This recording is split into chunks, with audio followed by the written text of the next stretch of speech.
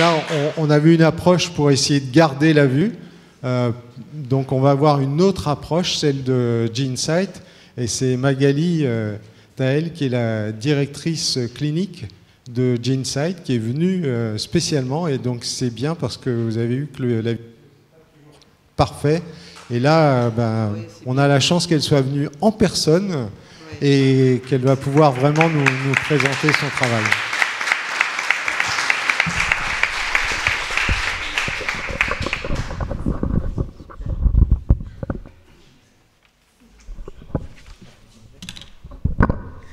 Écoutez, merci beaucoup. Moi, je suis ravie d'être ici. Je ne connaissais pas du tout Bessèges, donc c'est une grande expérience pour moi.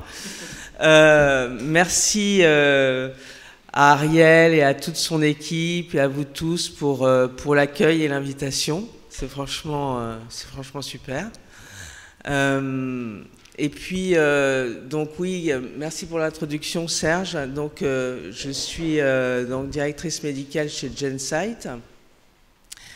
Je suis ophtalmo de formation, mais je dois dire que ça fait très longtemps que je suis dans l'industrie pharmaceutique. Et pour moi, c'est extrêmement important de vous rencontrer parce que justement, on a tendance un peu à s'éloigner de la vie des patients et de votre vie. Et pour moi, c'est vraiment vraiment important d'être avec vous aujourd'hui. Donc, je ne sais pas si je dois mettre les slides, je dois faire quelque chose. D'accord, donc c'est à moi. Attendez, je vais mettre la présentation au début quand même, parce que autrement ça va être difficile à comprendre.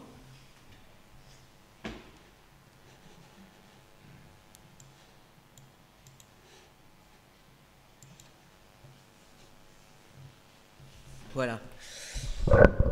Donc ce qui est bien, c'est qu'il y a eu déjà pas mal d'introductions de fait.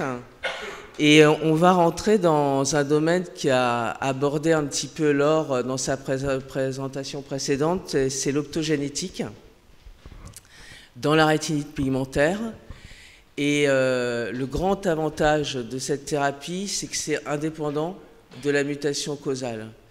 Et on a vu, ça a été dit par Béatrice Bocquet lors de sa présentation, il y a 91 gènes impliqués. Il y a beaucoup de rétinites pigmentaires où on ne connaît pas le gène impliqué.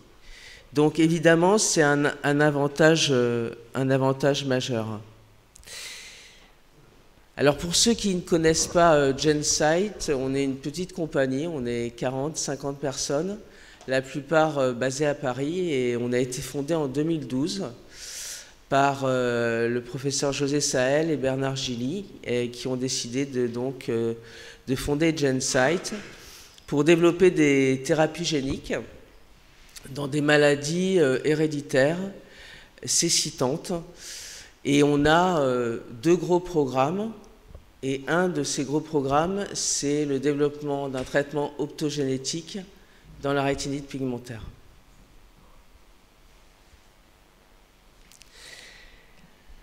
Alors on se concentre là-dessus, donc à nouveau indépendant de la mutation causale, mais ce n'est pas pour tous les stades de rétinite pigmentaire. Et ça a été bien montré à la présentation précédente. Quand on est à une évolution, on va dire, modérée, et qu'on a encore des photorécepteurs fonctionnels, l'optogénétique n'est pas forcément la meilleure thérapie. C'est vraiment pour des rétinites pigmentaires à un stade avancé de la maladie. Ça correspond à peu près à 10-15% des rétinites pigmentaires, et c'est indépendant de la mutation. Donc ça touche beaucoup de patients, forcément, mais pas toutes les rétinites pigmentaires. Alors pourquoi seulement les personnes qui sont à un stade avancé de la maladie? Parce que le principe de l'optogénétique, alors le schéma est un peu complexe, mais je vais le commenter pour que vous ayez vraiment en tête le principe. C'est que ça a été expliqué. Normalement, quand vous avez vos photorécepteurs qui sont encore là, l'information visuelle est captée par les photorécepteurs qui sont vraiment dans les couches profondes de la rétine, Et ensuite, l'information, elle passe dans les différentes couches cellulaires de la rétine où elle est analysée. Et ensuite, elle va au niveau des cellules ganglionnaires qui sont les cellules les plus superficielles de la rétine, tout près du vitret. Et ensuite, les axones des cellules ganglionnaires qui forment le nerf optique transmettent l'information au cortex visuel. Et le cortex visuel permet la vision. Quand vous n'avez plus vos photorécepteurs, on ne peut pas les guérir. Donc il faut trouver une autre solution. Et l'optogénétique, c'est utiliser d'autres cellules, et dans le cas du traitement GS30, ça va être les cellules ganglionnaires, d'utiliser d'autres cellules pour remplacer la fonction des photorécepteurs qui n'existent plus malheureusement à cause de la maladie.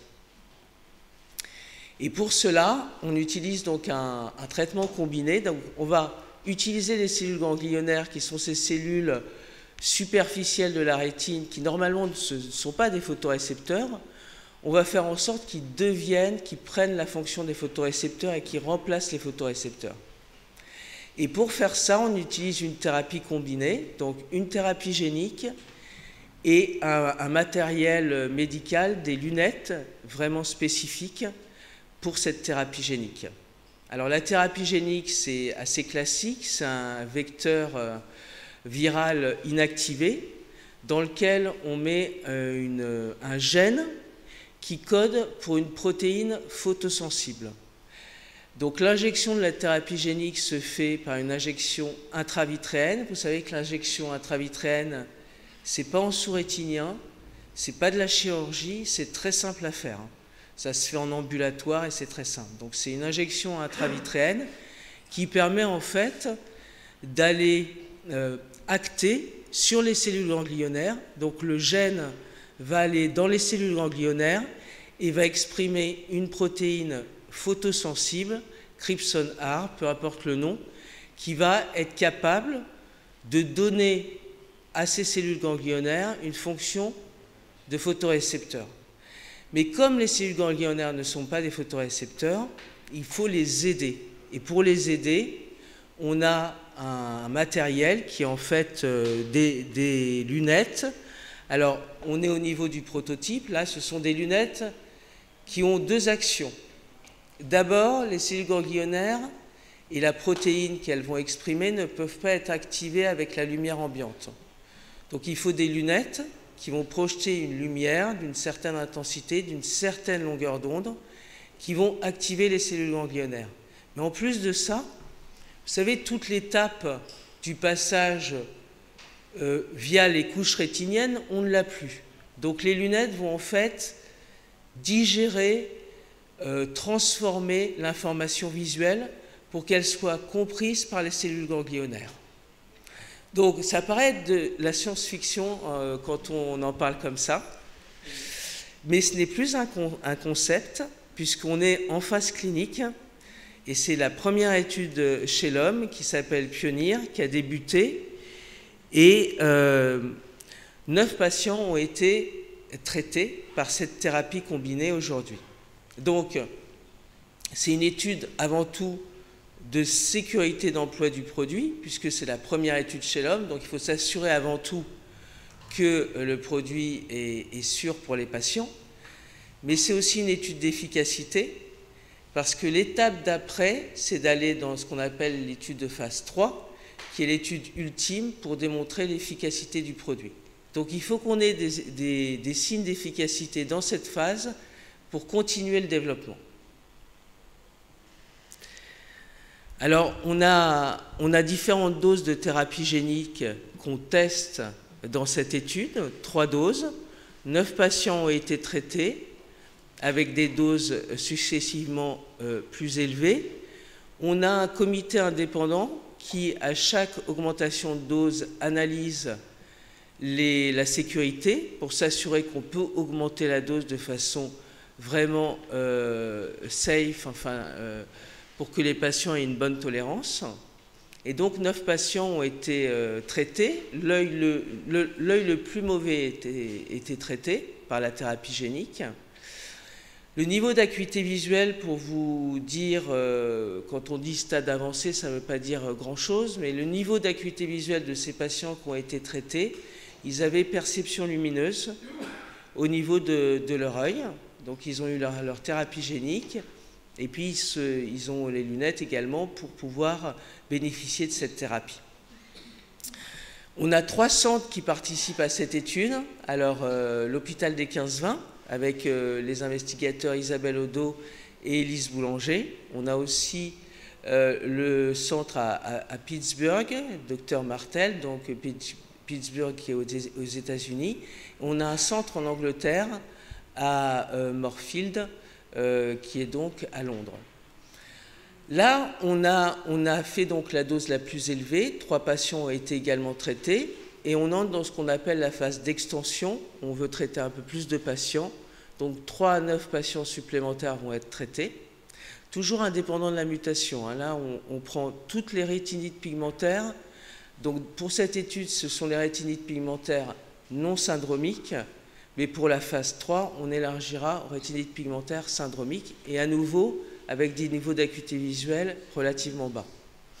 Donc on va inclure dans la phase d'extension 3 à 9 patients encore qui vont être traités. Dans la phase d'extension, le comité indépendant nous a conseillé d'utiliser la dose la plus élevée. Pourquoi la dose la plus élevée? Parce que la tolérance est très bonne. Donc l'idée, c'est de donner le maximum de chances pour avoir des signes d'efficacité pour les patients. Alors on dit la tolérance est très bonne, mais c'est très vague ça. Et c'est vrai qu'il faut aussi se mettre à la place des patients. Il y a une inflammation intraoculaire avec la thérapie génique. C'est assez classique, qui peut être plus ou moins intense.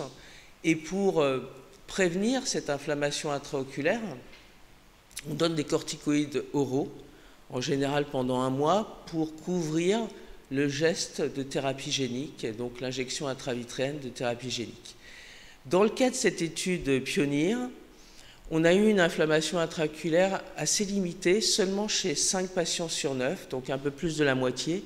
Et l'inflammation intraoculaire a été vraiment très modérée, principalement dans la partie antérieure de l'œil. Et surtout, c'est résolutif avec des gouttes de corticoïdes. C'est-à-dire que ça n'entraîne pas de conséquences pour l'œil. Et c'est bien supporté puisque les événements ont été classifiés par les investigateurs comme modérés ou mineurs. Et donc, c'est résolu, ces inflammations intraoculaires. Et donc, une tolérance qui est très bonne. Comme ça a été dit, je crois, au départ de cette réunion, il n'y a pas d'effet secondaire systémique parce qu'en fait, le produit reste dans l'œil. L'œil est un organe relativement clos. Donc, ça évite les effets systémiques éventuels de la thérapie génique. Donc, très bonne tolérance, et comme je vous le disais, il faut qu'on ait des signes d'efficacité pour avancer dans ce développement. Donc, on a des signes encourageants d'efficacité chez 2 patients. Alors, vous me direz, c'est 2 patients sur 9, oui, mais on a été quand même énormément impacté par le Covid. Les patients ne sont pas forcément revenus à leur visite, et c'était bien justifiable. Donc là, on est en train de revoir les patients de façon beaucoup plus régulière. Mais en tout cas, on a déjà 2 patients qui ont des signes de restauration visuelle. Ces 2 patients avaient une rétinite pigmentaire depuis très très longtemps. Ils avaient perception lumineuse avant de rentrer dans l'étude. Et aujourd'hui, ils sont capables de voir des objets sur une table, de les compter, de les situer, ce qu'ils ne pouvaient pas faire avant. Et donc, pour nous, c'est extrêmement encourageant. Ça veut dire qu'il faut aussi qu'on ait d'autres données plus nombreuses, soit avec les patients des cohortes qui ont été traités, soit avec les patients qui seront dans la cohorte d'extension et qui vont être traités. On a publié ces résultats donc, du premier patient dans une publication, un journal qui s'appelle Nature Médecine. Donc ça, c'était en mai dernier. Et en novembre dernier, on a partagé les résultats du 2e patient à un congrès américain en novembre dernier. Et je voudrais vraiment vous dire que ce qui est important aussi de comprendre, c'est que donc, les 9 patients ont été traités, mais ça demande un entraînement. C'est une autre façon de voir. Parce que le logiciel qui permet aux lunettes d'apporter une information visuelle un peu différente que les cellules ganglionnaires vont comprendre, il essaie de remplacer ce que font les couches de la rétine. Mais il ne peut pas remplacer ce que fait la nature avec les couches de la rétine. Il peut faire quelque chose de façon à ce que la personne voit, mais la vision est un petit peu différente. C'est pour ça qu'il y a vraiment besoin d'entraînement avec les lunettes. Et juste pour vous donner une idée de ce que sont censés voir les patients, en fait, les patients vont voir les contours des formes. C'est-à-dire qu'un cadre, ils vont voir la limite du cadre, mais pas ce qu'il y a à l'intérieur. Des lettres, ils vont voir la limite des lettres, mais pas forcément le détail à l'intérieur des lettres. Mais ça leur permet, au niveau fonctionnel, de distinguer les objets, de distinguer leurs formes, de savoir à peu près ce que c'est, de les situer. Alors je vais essayer, je me suis lancé dans une entreprise difficile, qui est d'essayer de montrer une vidéo, mais je vais vous la commenter pour ceux qui ne peuvent pas la voir, mais je pensais que c'était important de partager ça avec vous. Ce monsieur, donc c'est le premier patient qui a eu des... Ah, merci beaucoup, ça marche là. Alors, je vous mets juste là, il y a en fait un espèce de calepin sur une table blanche, un calepin noir, et on lui demande d'abord s'il le voit, et puis de le pointer avec son doigt. Et là, il n'a pas les lunettes. Donc il a eu la thérapie génique, mais il n'a pas les lunettes qui sont censées stimuler ses cellules ganglionnaires. Là, il a les lunettes. Vous voyez, il les ajuste. Tac. Je le repasse. Alors, oui, alors j'ai entendu. Alors, les lunettes vont être développées. C'est horrible, elles sont horribles, ces lunettes. Je suis d'accord, mais ce n'est pas les lunettes que les gens auront. Hein.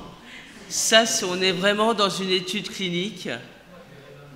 Et je suis d'accord, on est proche de Robocop, mais l'idée n'est pas d'avoir ces lunettes, ce ne sont pas des lunettes définitives, ce sont des lunettes d'essai clinique. Alors, vous voyez, là, il ajuste les lunettes et il pointe. C'est quelque chose qu'il ne faisait pas précédemment. Alors maintenant, je voudrais vous montrer encore quelque chose. Alors, là, vous voyez, il n'a pas les lunettes. C'est une espèce de petite boîte d'allumettes noire qui est sur la table. Il n'a pas les lunettes, il ne voit pas. Là, on lui met les lunettes. Il ajuste ses lunettes. Il dit, oui, je vois quelque chose. Je sens des vibrations. Il dit, j'ai le sentiment d'avoir une espèce de vibration un peu verticale. Et vous voyez, là, il ajuste ses lunettes. Il y a un truc qui vibre, c'est ce qu'il dit. Et bon, il y arrive. La boîte est plus petite. Là, on a mis du gel hydroalcoolique. Il n'a pas les lunettes. C'est une petite bouteille de gel. Et en fait, vous voyez, le contraste, il est avec une bouteille de gel hydroalcoolique sur du blanc.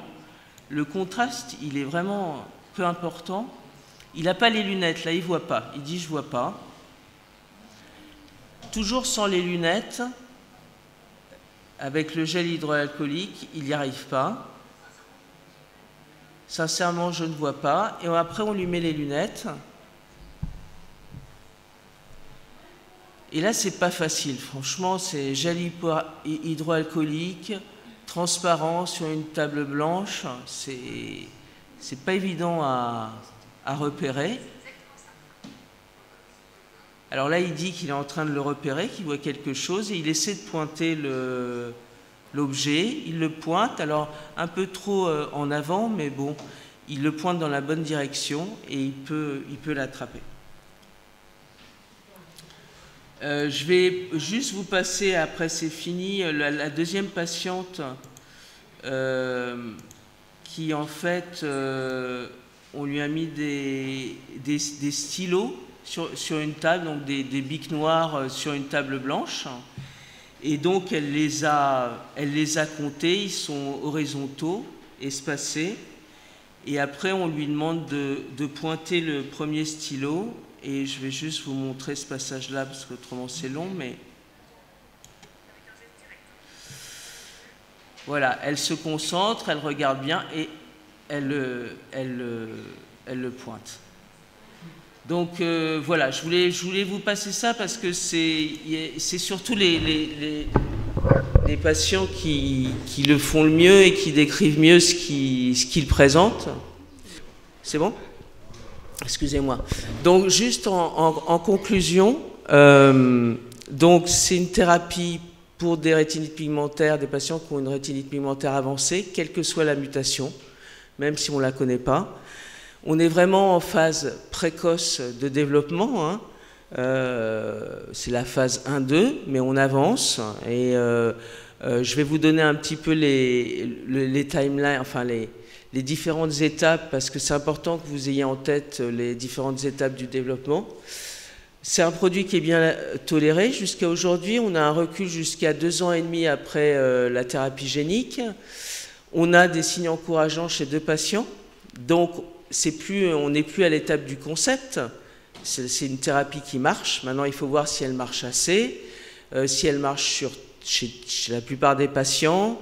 Donc, il y a encore beaucoup de choses à faire. Et puis, on a donc des patients qui vont être traités dans la phase d'extension. Donc, on continue avec cette étude. Alors, les différentes étapes, je pense que c'est important d'insister sur le fait qu'un développement clinique, c'est long. C'est-à-dire qu'avant d'arriver à un produit commercialisé, alors c'est bien et pas bien. C'est pas bien parce que c'est long, mais c'est bien parce qu'on s'assure que le produit est bien toléré et apporte quelque chose pour avoir un produit commercialisé qui vraiment apporte quelque chose aux patients qui vont l'utiliser. Donc les prochaines étapes, ça va être de récupérer plus de données des patients en cours et puis de nouveaux patients. Ça va être de développer les lunettes. Donc en phase 3, notre objectif, c'est d'avoir des lunettes humaines, transparentes, avec une vision binoculaire. C'est long, mais alors ça ne sera peut-être pas forcément des lunettes courantes, ce sera peut-être un peu différent, mais il faut qu'elles soient portables. Il ne faut pas qu'on rende les gens avec un truc pas possible à mettre sur le nez, parce qu'ils ne le mettront pas, c'est normal. Donc ça se développe aussi. On a une équipe device qui est, enfin matériel, qui est vraiment avec des ingénieurs qui est dédiée à ça. Et donc la phase 3, donc je vous parlais d'une phase 3 d'efficacité. Si on a d'autres données d'efficacité de la thérapie, on va aller en phase 3, qui est la dernière phase avant d'aller pour l'enregistrement du produit. On la prévoit en 2024, puisqu'il faut avoir des données, on va dire, beaucoup plus robustes pour aller en phase 3. Donc on la prévoit en 2024 avec plus de patients, avec des lunettes plus adaptées. Et après, il faut les résultats de cette phase 3, l'analyse des données. Donc le produit commercialisé, ce n'est pas avant 2026.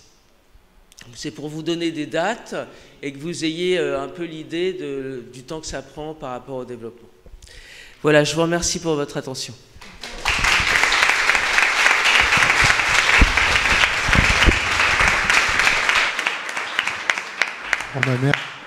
Magali, je pense qu'il y a sûrement des questions. Allez, merci. Alors, 3 petites questions rapides. D'abord, est-ce qu'une seule injection suffit ou est-ce qu'il est normalement... Oui, est-ce qu'on doit être amené après à subir cet autre, donc, comme vous disiez, acte chirurgical? Deuxièmement, le temps de la rééducation.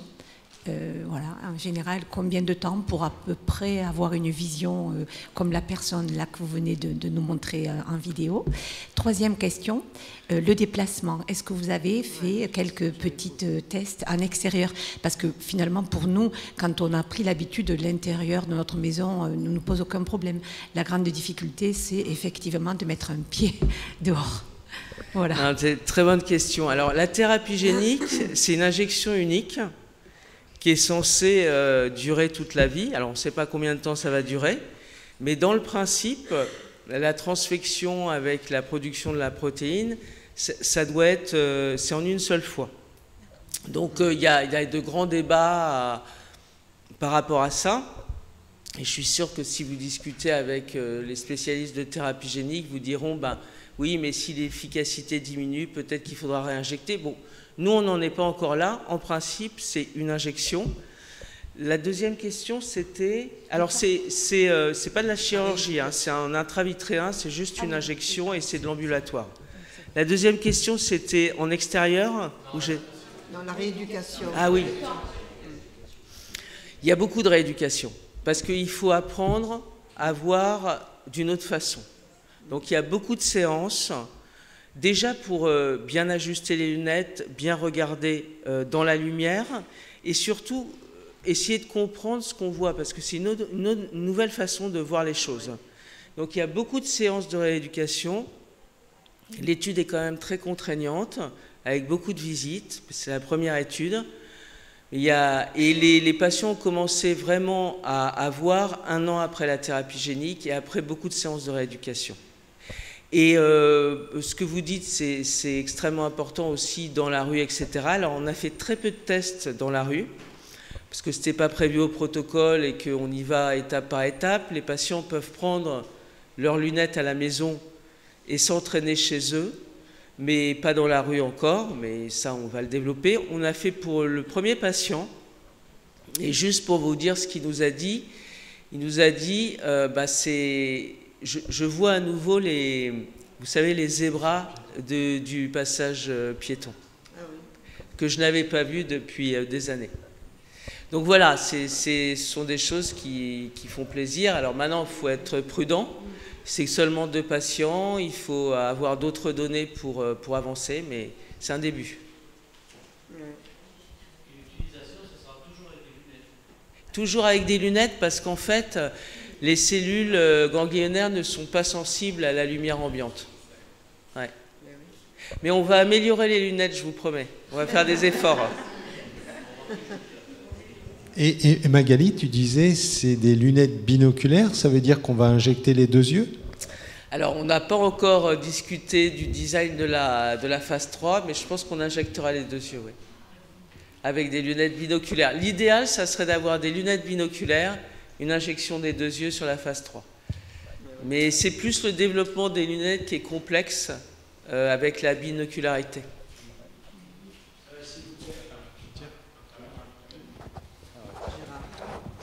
Oui, moi j'avais une question. Est-ce que vous pouviez me donner la différence entre, par exemple, l'implant rétinien et l'optogénétique au niveau du résultat visuel?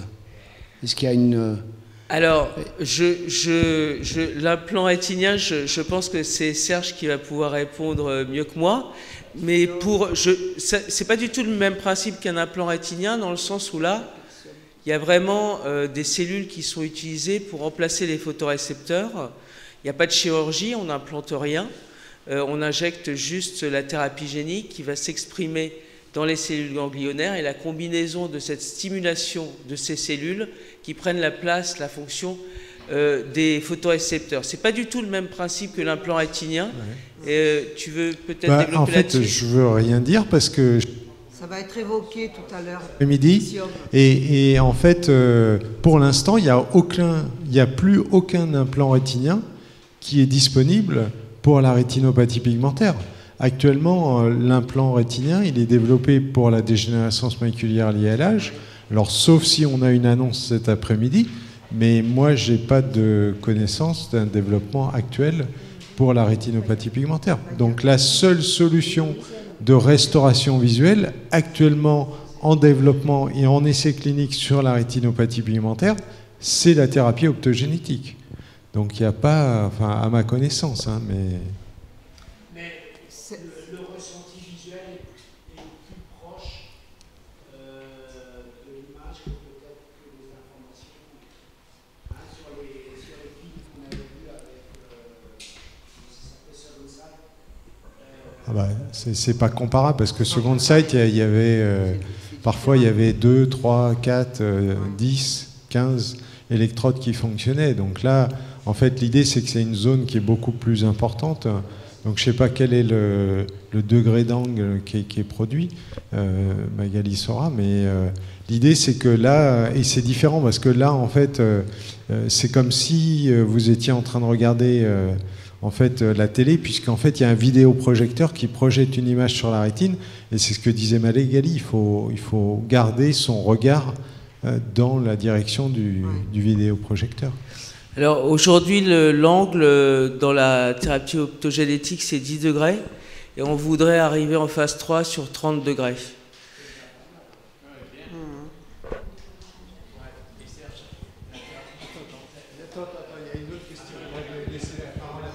Merci. Justement sur cette notion de focaliser bien le regard sur la zone où une image est projetée dans la lunette, si j'ai bien compris. Est-ce qu'il faut encourager les gens qui n'ont pas encore atteint un stade aussi avancé à faire des entraînements de mouvement des yeux, par exemple, pour pouvoir faciliter cet entraînement ultérieur éventuellement? Alors, je pense anticiper ça me paraît quand même excessif, mais vous avez des orthoptistes, en particulier au 15-20, qui font très bien ces exercices avec les patients. Et vous avez des personnes, par exemple, qui ont un petit nystagmus et qui ne fixent plus depuis vraiment longtemps. Elles ont réussi à rééduquer ces personnes avec de l'entraînement pour fixer dans la lumière, parce qu'évidemment, si les personnes ne fixent pas dans la lumière, ça n'a aucune chance de marcher. Donc il y a plusieurs étapes. D'abord, bien fixer dans la lumière. Ensuite, comprendre comment on peut voir les images avec les contours. Et c'est pour ça qu'il y a beaucoup d'entraînement, en fait, et que ça ne se fait pas comme ça. Oui. Allô? La thérapie génique, ça sera toujours avec des lunettes, pratiquement, Alors dans notre développement, oui, parce que en fait la protéine qui a été choisie, enfin la thérapie génique qui a été choisie, ça ne peut être stimulé qu'avec des lunettes spécifiques. Après, il y a d'autres développements de d'autres compagnies, mais à ma connaissance, rien n'a été publié. Donc, je ne sais pas si tu veux rajouter quelque chose, Serge. Non, pour l'instant, en fait, la concurrence n'a pas montré une efficacité. Hein. Je ne sais pas si vous vous rendez compte, mais là, en fait, ce que vient de vous décrire Magali, c'est une première mondiale pour la thérapie optogénétique. La thérapie optogénétique, en fait, on en parle depuis les années 2000. En fait, ça a été une véritable révolution dans l'étude du cerveau, du fonctionnement du cerveau, parce qu'on peut contrôler avec la lumière l'activité des neurones du cerveau. Et donc, pour des scientifiques, c'est une manière de tester, quand j'active les neurones de telle aire du cerveau, qu'est-ce qui se passe? Est-ce que l'animal il a un comportement? Quel est son comportement? Et en fait, c'est la première fois que cette approche optogénétique, elle est utilisée avec succès chez un patient. Donc c'était aussi pourquoi il y avait beaucoup de questions qui se posaient sur la sécurité, la toxicité, quelle dose, etc. Donc c'est aussi toute la difficulté de ce que dit Magali, des essais cliniques, et c'est aussi ce qu'elle a présenté, c'est aussi finalement la philosophie des essais cliniques par rapport aux autres entreprises dont on a entendu parler des projets futurs, de tout ce chemin pour tester la sécurité, l'efficacité, etc. dans la thérapie génique classique, tu n'as pas le port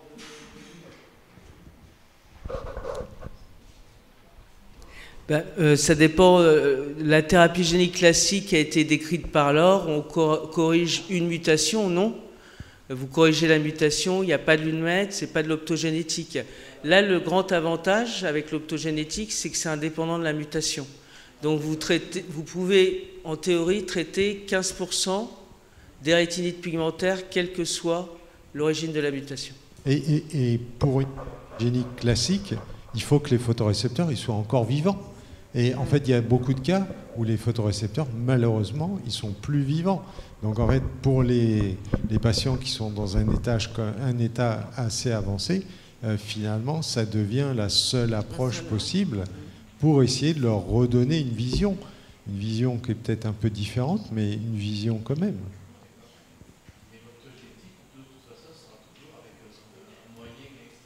A priori, oui, dans la mesure où là, les protéines qui sont utilisées, elles n'ont pas suffisamment de sensibilité pour fonctionner de manière naturelle. Alors, il y en a d'autres qui essayent de développer d'autres approches avec d'autres protéines sensibles à la lumière, mais pour l'instant, ce n'est pas du tout en clinique. Et l'avantage de l'opsine qui a été choisie par GeneSight, c'est qu'en fait, elle a une dynamique qui est très rapide et qui permettrait justement de rafraîchir les images. Alors que les autres opsines qui sont peut-être sensibles à des plus faibles niveaux de lumière, eh bien en fait, elles n'ont pas cette dynamique rapide. Et donc ça veut dire que peut-être que ces approches-là ne marcheront pas, par exemple, pour l'automotion. Alors que là, il n'y a plus de micro. Non, mais il coupe tout seul de temps en temps. Tandis que là, GeneSight, ça devrait marcher en locomotion, parce que nous, quand on l'a testé, on a montré qu'on peut créer une activation en quelques millisecondes, et ce qui veut dire qu'on peut presque montrer aux patients des images vidéo. Et en fait, ceux qui ont eu le plaisir de regarder la télé, en fait, c'est ce mode vidéo. Et on ne voit pas du coup des saccades. Et sinon, le risque, c'est qu'on n'arrive pas à une telle cadence d'image et que du coup, en locomotion, ce ne soit pas assez rapide.